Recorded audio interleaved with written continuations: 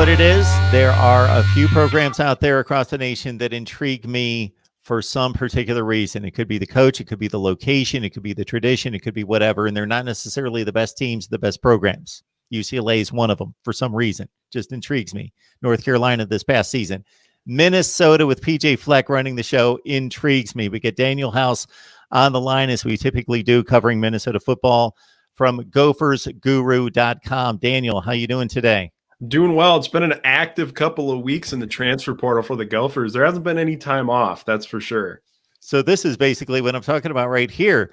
PJ Fleck has been one of the first to the party to say, hey, we have our NFL draft. It's called National Signing Day. Then we've got now basically free agency. And that's how he's treated the transfer portal. And when you look at some of the schools that they're bringing talent in from, two come to mind, Texas A&M and Clemson. We talked about those two individuals before we started to record. You know that those two programs recruit at the highest of levels, and maybe it didn't work out for those individuals because of they just weren't quite good enough for those positions, or maybe it just didn't work out in terms of a fit, but he's taking advantage of really talented players across the nation. Yeah, you said it perfectly, making it the free agency signing day, and then free agency now, and the recruiting class actually just developing your roster and then filling the holes through the transfer portal. And PJ Fleck's done a really nice job of that. You see, when you watch Minnesota play this year, the defense was obviously the weakness, specifically up front in the interior of the defensive line, needing to get control a gap, get some penetration. And now they went into the transfer portal and said that was going to be a top priority. Getting Niles Pinckney from Clemson, played more than 1,100 snaps for the Tigers, has experience at 0 tech, 1 tech, 2-eye, could bump out to 3 technique. He's done that a few times, brings that versatility to the group. Awesome hand technique, block deconstruction skills. It's one of the most important things that the coaches are looking for in Joe Rossi's scheme. I honestly think with some of the flashes that I saw of his film when I was watching, he could probably play 3 technique in Joe Rossi's scheme because of what he can do as a pass rusher. It hasn't been really tapped completely. So saw action primarily on early downs, but can help against the run too. So I would say that was a really good move. Val Martin from NC State, another guy who's versatile, was JUCO before he arrived at NC State, 8th rated player in Georgia in the 2018 class. Wrestling background, which shows up in the trenches. I like those guys that have the wrestling background just because of the leverage and hand technique. So addressing that, and then looking at the linebacker position with Jack Gibbons from Abilene Christian, instinctive, smart, physical linebacker, very productive, 6'4", 240. So a little bit different of a profile. The Gophers have kind of valued guys that are more athletic, can add weight when they get there. They need an instant impact guy, strong run defender, 258 career total tackles at Abilene Christian, 4-year starter. Will help that run defense. They got to get better in the second level of the defense with run fits, and his experience is going to be key. So looking at what they did just on the defensive side of the ball was impressive alone. And like you said, filling it, using this as like free agency to the draft that is recruiting. In the NFL draft, of course, as PJ Fleck continues to upgrade, the talent level on the roster is going to become more and more of an issue, but not necessarily here in 2021. Yeah, and I mean, that's the thing. PJ Fleck talked about it. So it's like the wild, wild west. If the one-time transfer goes through, which it sounds like it's going to change the whole game of recruiting. You're going to have guys moving out after 1 year. Another guy maybe doesn't like the fit and he's gone. This is going to revolutionize recruiting. And PJ Fleck, the way that he approaches things and how he handles it in recruiting, the transfer market could be a huge asset for the Gopher football team for sure. Do we expect any Gophers to go in the NFL draft here in 21? Rashad Bateman should be right in the conversation of first-round draft pick, possibly early second round. I would say leaning toward late first round. It kind of depends on what he runs at the combine. I know I talked to some people in the NFL. They said if he's sub 4.5, he's probably right squarely in the first round conversation. Even without that, I think he is. You look at the route running, contested catch skills, that wide catch race. He gets in traffic. He makes a lot of plays, dynamic after the catch. But it's the route running that really separates him. And then Benjamin St. Juste, the cornerback, transferred from Michigan.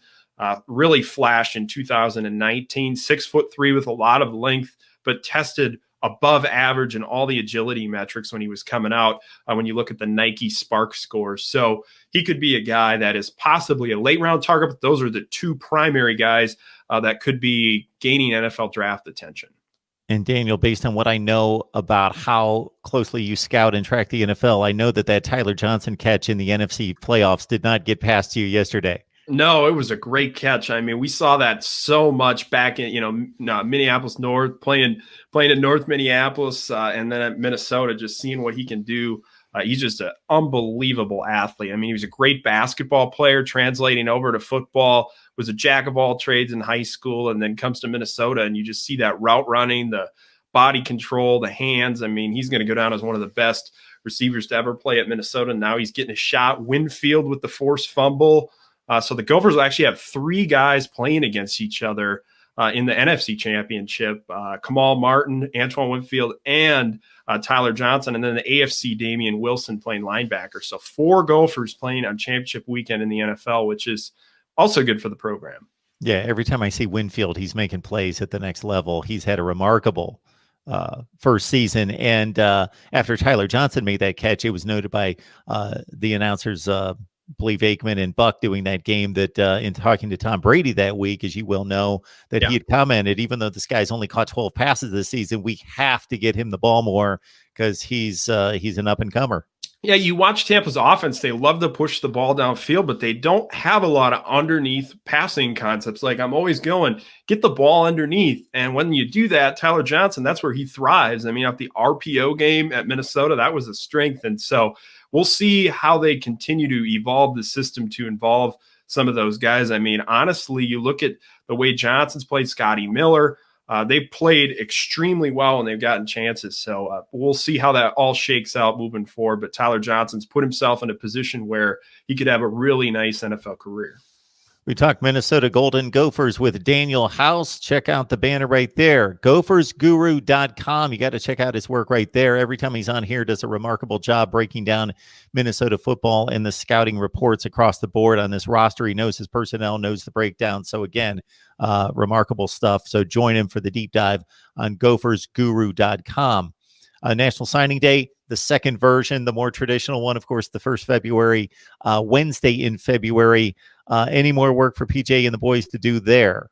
Waiting to see what happens with Avante Dickerson, one of the top players in the class, top player in the state of Nebraska. We'll see what happens there. I'm expecting he possibly will sign, but we're waiting to see. Just needed a little bit more time to make that decision. It would really round out the class, having him and Stephen Ortiz together at the cornerback position. Coney Durr announced he's going to come back, so that's huge for the secondary. It will help them be able to bring some of those younger guys along. Stephen Ortiz is going to be the versatile guy in that secondary, could play the nickel role. You could see him a lot of different packages for him. I would say, the transfer market, we talked about the defense, but also the offensive side of the ball at the transfers. Dylan Wright, Texas A&M, 6'4" receiver, very athletic and physical, good straight line speed, probably a great X receiver in PJ Flex system. Number 3 rated wide receiver in Texas in the 2019 class, number 11 overall player. So he slipped through the cracks, didn't get much time at Texas A&M. They're going to insert him at wide receiver, add another dynamic weapon with Rashad Bateman departing. That's something that they wanted to do. I also wouldn't be surprised if they're looking for another receiver. They've been sniffing around in the transfer market there. Also, they added Carter Shaw, an offensive lineman from Utah State, started all 13 games for Mike Sanford in 2019 when he was the offensive coordinator at Utah State. Has the versatility, plays center, guard, could kick out the tackle if needed in a pinch. The key with him, has 3 years of eligibility, which helps the future depth chart. You've got guys coming off the books with Connor Olson, Sam Schluter, maybe Blaze. So they have to be able to get some guys in here that provide depth, especially in the interior. So the transfer portal has been outstanding, and it's helped this roster develop another level of competitive depth.